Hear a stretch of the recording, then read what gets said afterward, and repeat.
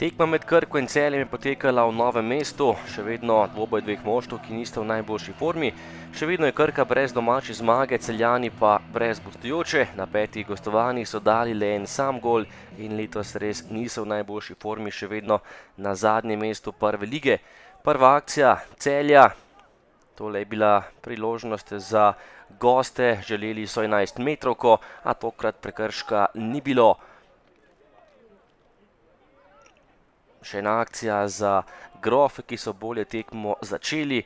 Še enkrat je prodrl po desni strani Ahmedi, a tokrat meril direktno v naročje Mitrovića. Še ena velika priložnost za Firerja, ki je bil sam pred vrati in ni najbolje streljal. Po kotu z desne še enkrat kombinacija Celjanov, podaja pred vrata in še enkrat je visoko čez gol meril Firer. Potem pa tudi prva akcija Novomeščanov v prvem polčasu, kot za Fučka, na koncu je streljal Novinič, ampak gola tokrat ni bilo, polčas se je končal brez zadetkov.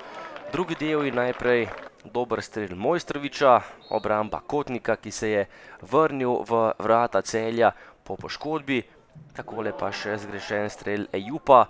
Kotnik je žogo lepo spremil s pogledom mimo vrat.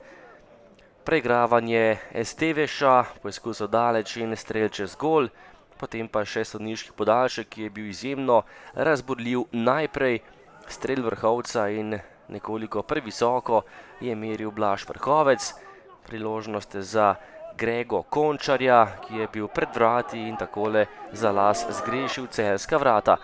Nato pa še 94. minuta, Ejup je vzel zalet, udaril, žoga se je odbila do Marina Periča, ki je bil na pravem mestu in premagal vratarja Celja za 1-0.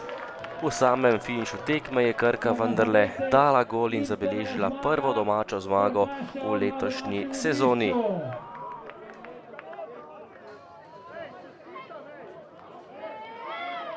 Je res taka čudna igra, včasih igraš bolje, zgubiš, ne dobiš točk, danes nismo bili na nivoju, daleč od tega, predvsem v zvezni liniji nismo imeli težave, nismo mogli skontrolirati žogo v fazi napada. Borili smo se, tu nimamo kaj očitati fantom, ampak ta borba na koncu nas je pa nagradila in dejansko po sreči v 94 minuti dal gol. Mogoče povračilo za tisto, kar smo v Celju, kar smo dobili 94 minuti gol, ampak se pravim, za borbenost čestitam, ni bilo pa igra daleč od nivoja, ki bi mogli igrati danes tle. Moram čestitati fantom, mislim, da smo danes delovali na igrišču zelo dobro. Predvsem v prvem polčasu smo si preigrali vrsto priložnosti, ki jih žal nismo izkoristili.